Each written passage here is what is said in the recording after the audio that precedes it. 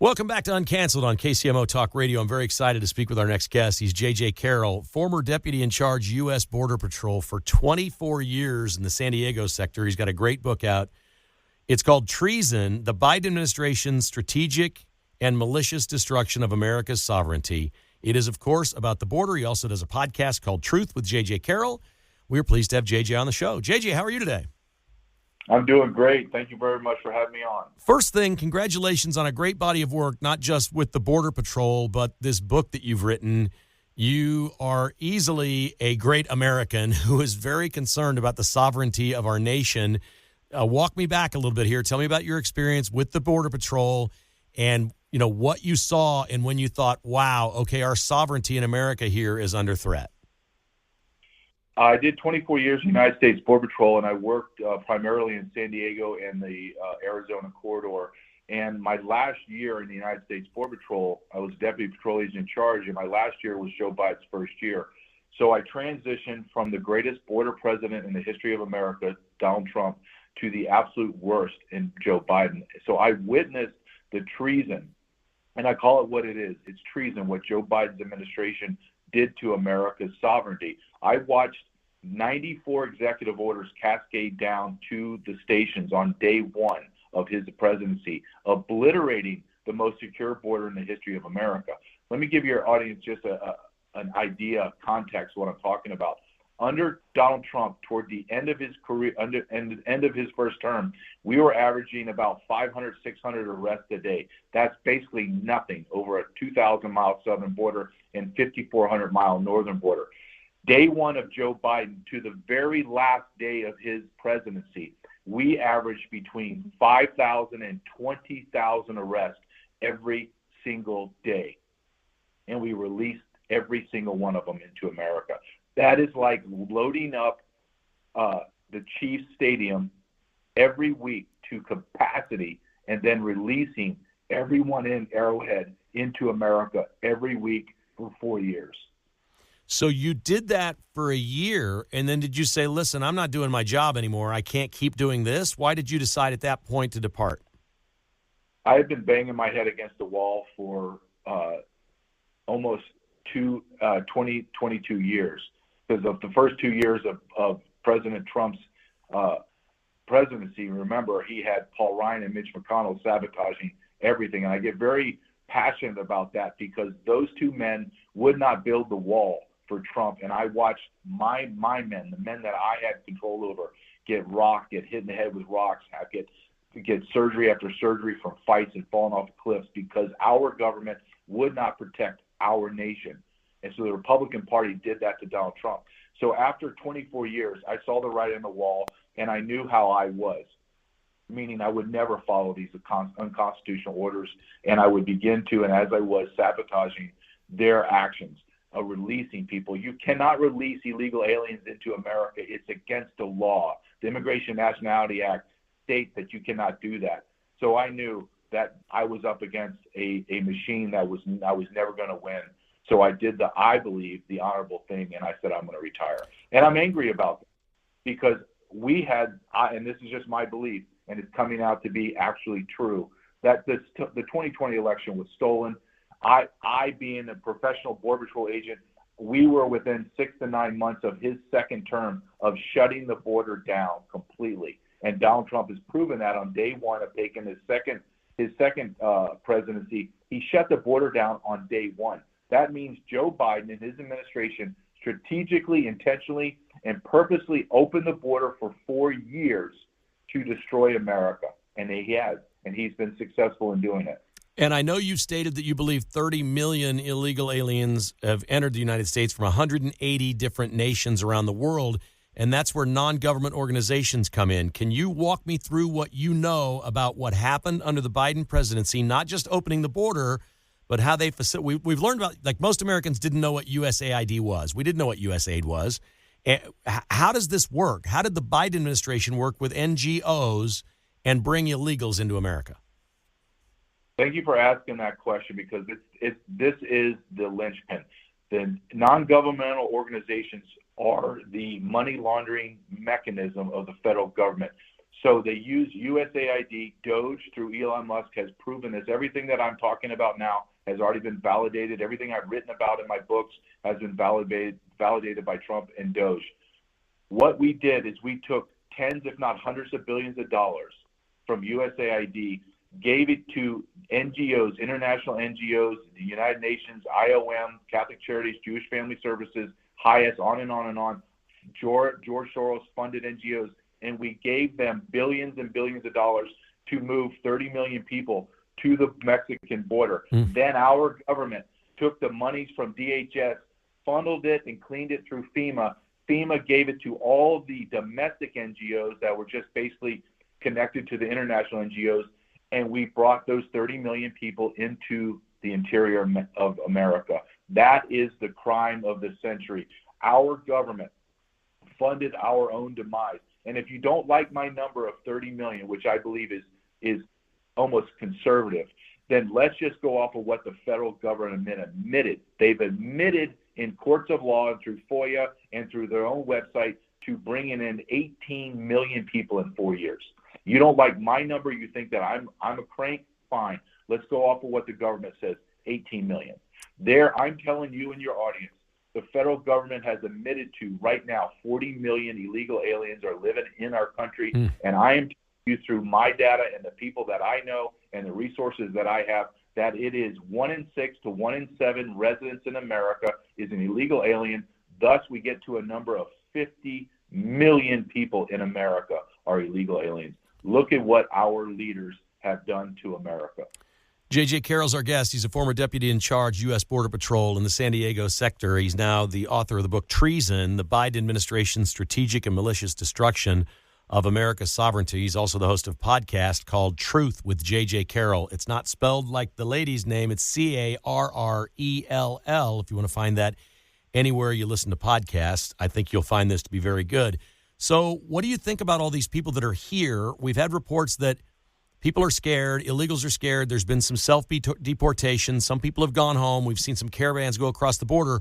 What are you hearing from Border Patrol folks that you know? Are they seeing any of this, or are we to expect over the next 4 years that several million people are just going to leave on their own via airplanes or however that they're going home? Do you think people are going home, or are they all still here? I believe it's a mixed bag. Donald Trump did the correct thing. He shut the water main off, meaning the flood, the invasion of people coming to America, closed it down to almost a non-existent dribble. Now the problem is the people that are here, the 50 million people that are here. And Donald Trump is doing everything he can. However, I think it's inadequate of what he's doing. And I'm the biggest MAGA, Trump and Tom Homan, who's the borders are. I'm their biggest fans and the biggest supporters. However, they need to ramp it up. And let me give you an example. We are averaging between 1,000 and 1,500 arrests and deportations every day from the interior. That means it will take us over 100 years to remove these people. Now, this is this is the why. Why is this so important? Right now, American women are not reproducing at the replacement level, meaning we're a dying population. And I write about this in my book, when you look at the people that we have brought into America, their birth rates are 2 to 5 times that of American citizens. This is a bad math problem. This is a demographic upheaval. This is not demographic change of race and ethnicity. This is a demographic change from citizens to non-citizens. And this is the why. The why is in 2030, less than 5 years from now, we will have a census, a national census. And if the Democrats get their way and they count every single person in America, they will flip up to 60 seats in the reappropriation of congressional seats in the House. 60 seats will go to the Democrats, and then it's game over. It's absolutely supermajority Democrat-run House. It's over, and then they will reappropriate the Electoral College votes from certain states to give to the higher populated states, thus the ones that have illegal aliens are normally all the blue states and cities. Well, this is how evil the people that have been running our government are. It is. I'm no constitutional scholar or lawyer, but that just sounds illegal to me. And I know there's going to be a lot of challenges to this. That there's no way you can't appropriate representation in your federal government to people that are not citizens. This makes no sense. Is there any country on earth that does that? No, none except us. And the Democrats are fighting. And then let's be very clear. This is a uniparty issue. The last 2 years of Joe Biden's term in office, do you know who funded everything that he wanted and even beyond what he requested? That would be Speaker Johnson and Republicans. They funded everything. This is a uniparty. Our government is no longer a representative Republican government, form of government. It's tyrannical. And I know Donald Trump's there, and I know the people he's put in place, and I know some of them personally, and they're incredible people. We're talking about an administrative deep state of tens of thousands of people. We're looking at the Democrats are siding with MS-13 gang members and flying down to El Salvador for, quote, due process. We have been propagandized and lied to throughout our lives. Illegal aliens and even legal residents do not have the same constitutional protections as U.S. citizens. That is constitutional knowledge 101, and yet the Democrats continually tell us that illegal aliens have the same declaration and constitutional rights as us. It's absurd. I feel like that's changing. It's blowing up in their faces. I mean, this thing of due process for an illegal alien gang MS-13 member is absurd. So I think people are starting to see through a lot of that. Now, that's no guarantee of anything. One of the things I'm really concerned about in the past week, we knew the Biden presidency was a fraud. We knew that he was incapable of really doing the job, and there were times that he just disappeared from public eye. We've learned a lot of stuff. I saw this thing out of this book today. They did a town hall with this guy a year ago that was closed off to the press. Nobody knew it was taking place. It cost millions of dollars because they brought in their own people for the town hall to ask the questions, and they never aired it, never released it, never cut any clips and put it out because he was so bad and incoherent that day. My question to you, and this is one Donald Trump's been pounding on now, he's talking about this auto pen and all the things that Biden did over 4 years that he may or may not have signed or even knew were signed.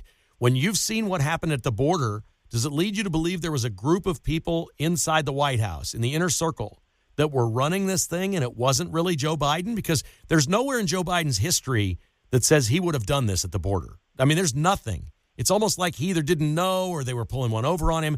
Do you think other people were authorizing this, or do you think Joe Biden did?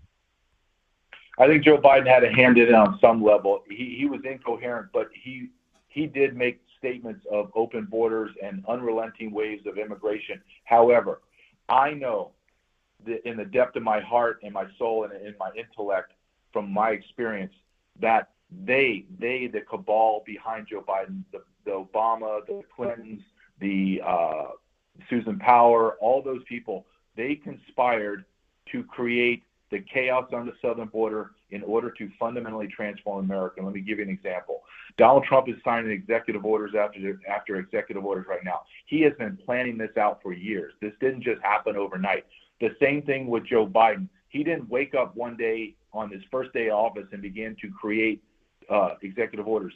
He had a team creating executive orders prior to him ever even running for office. And when he came into office, he signed 94 executive orders on day one, obliterating the border. And then he signed 296 executive orders the first year solely on immigration, opening the borders and demolishing. So that means that cabal of people made a intentional strategic decision to utilize the weaponization of illegal immigration to, quote, fundamentally transform America. Yes, I believe that this is treason, and Donald Trump has to get to the bottom of it, find out who was using the auto pen. Look what Newt Gingrich came out and said. They just discovered that they used the auto pen almost 3,000 times in one day in the middle of the night to sign pardons. That was Joe Biden signed. He was aware enough to sign almost 3,000 documents. Are you kidding me? So who was doing it? This is the greatest story in American history, the greatest crime. And because when we decide and make that evidence that, yes, this was an illegitimate government, guess what has to happen? Every single thing that they signed and did for 4 years now becomes null and void. It's contractually invalid. Oh, that'd be awesome. J.J. Carrell is the host of the podcast Truth with J.J. Carrell. The book is Treason, the Biden Administration's Strategic and Malicious Destruction of America's Sovereignty. J.J., you're awesome. I'm going to encourage everybody to listen to your podcast and buy your book. This is such great information. I can't thank you enough for sharing your time with us today, man. And really, On behalf of our entire audience, we appreciate all the great work you've done for almost 3 decades now serving your country. You're a good man. Thank you very much, and thank you for allowing me to speak.